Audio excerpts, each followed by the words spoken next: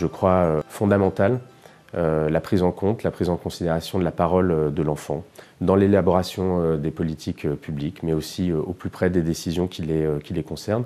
Le Conseil, à cet égard, est pionnier, exemplaire, j'ai envie de dire, et sachez que c'est une source d'inspiration dans l'élaboration des politiques publiques que je suis en train de mener et dont je ferai un certain nombre d'annonces dans les prochaines semaines et les prochains mois. Nos orientations ont pour objectif de mettre les enfants dans des conditions favorables, tout d'abord à leur développement global, physique, affectif, intellectuel et social, et le respect de leurs droits. Chaque année, nous instruisons un rapport sur les droits de l'enfant. En 2018, nous avons travaillé plus particulièrement sur l'expression, les engagements et la participation des enfants à l'élaboration des politiques publiques. Il s'agit aujourd'hui d'assumer la fonction qui est la nôtre, mettre en œuvre les moyens du débat public. C'est donc par les territoires que les politiques dédiées à l'enfance tiendront leur efficacité. Il y a, pour l'enfant, 3 espaces d'investissement: la famille, l'école, la société. Pour que cela fonctionne, il faut que ces 3 espaces aient un minimum de cohérence et de concordance. Et c'est cette concordance qui constitue une sorte de réservoir pour eux, de réservoir de sécurisation, d'énergie et de confiance. Que les enfants soient performants est nécessaire. Qu'ils soient heureux est un horizon, mais encore faut-il qu'ils soient élevés à tel point qu'ils élèvent à leur tour leur propre niveau d'exigence pour bâtir un monde un peu moins imparfait que celui dans lequel nous les avons fait naître. Et ils vont vous dire ce qu'ils font. Le Collège des enfants et des adolescents a été créé en 2016. Il est ouvert aux enfants de 8 à 16 ans et nous venons de toute la France. Lors du conseil, on peut prendre la parole et échanger avec les restes du monde du HCFEA. Donc le numérique, c'était un rapport qu'on était très fiers de traiter parce que c'est une demande qu'on a depuis le début et qui nous tient vraiment à cœur parce que c'est vraiment au cœur de la vie de tous les enfants et adolescents maintenant. Nous avons pris de la confiance en nous lors des plénières et des journées publiques. Nous avons appris à gérer notre stress et la confiance est arrivée peu à peu.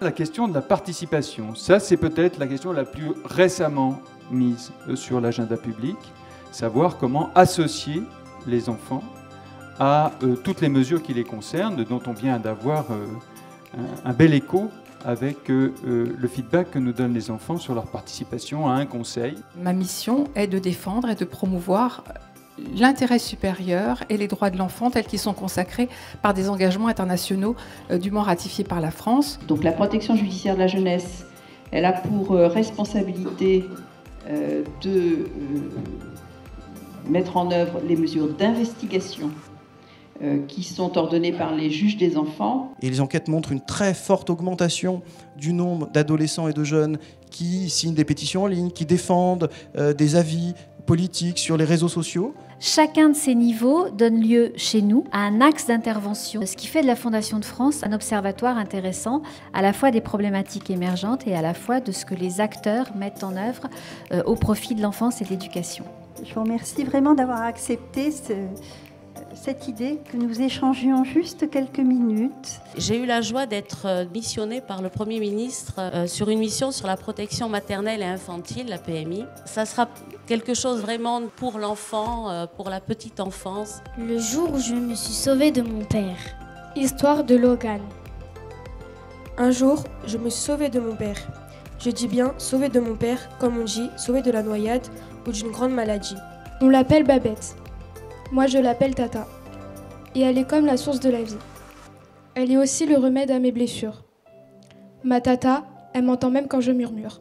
Je pense à ma mère, qui ne disait jamais rien, qui porte sa douleur comme on porte un destin.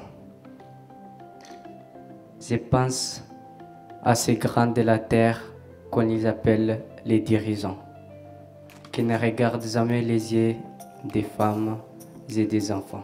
Les politiques familiales et sociales administrées par la branche famille l'illustrent trop souvent d'avoir des interstices ou des solutions de continuité, pour faire pédant, entre les éléments d'accompagnement ou entre les dispositifs. Et au fond, l'écart entre la disponibilité des moyens dans ce contexte émietté et le bon service des priorités est à surveiller en permanence. Ce que je voudrais démontrer et ensuite analyser un peu, c'est qu'il y a une richesse de choses intéressantes qui se passent. Ce qui fait force, en tout cas, dans le déploiement de l'éducation artistique et culturelle, c'est tout ce qui est la relation dans les régions par les services déconcentrés. L'adaptation au territoire se fait notamment par le 100% ESC, qui est un concept qui a été mis en œuvre par le Haut Conseil à l'éducation artistique et culturelle. Il faut quand même que vous ayez en tête ce drôle d'objet que vont être les cités éducatives.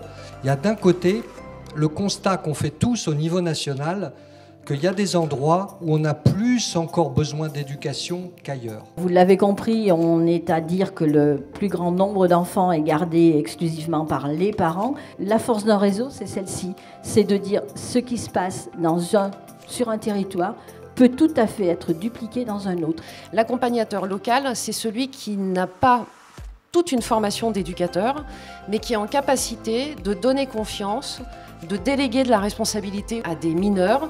Et cet accompagnateur, il renvoie régulièrement au groupe de jeunes tout ce que le groupe de jeunes a fait de bien et comment il a progressé dans une relation de confiance. Alors, nous avons parlé d'accès à l'éveil artistique, à la culture, de corriger les effets des inégalités, qu'il n'y avait plus de rite de passage. Alors, est-ce que El Camino, c'est un projet collectif culturel? Eh bien, on est parti dans cette idée un peu utopique de situer l'apprentissage de 200 enfants de ces deux quartiers au cœur d'un orchestre et au cœur de leur parcours éducatif global.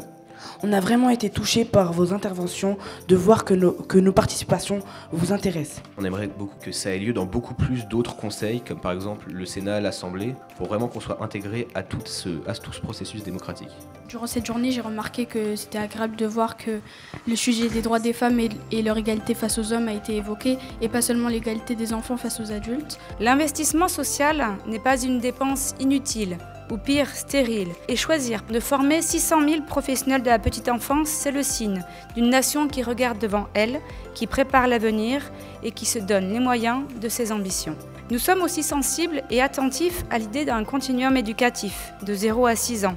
Et l'éveil culturel aura toute sa place dans le plan de formation des professionnels de la petite enfance, conformément à vos recommandations. Merci.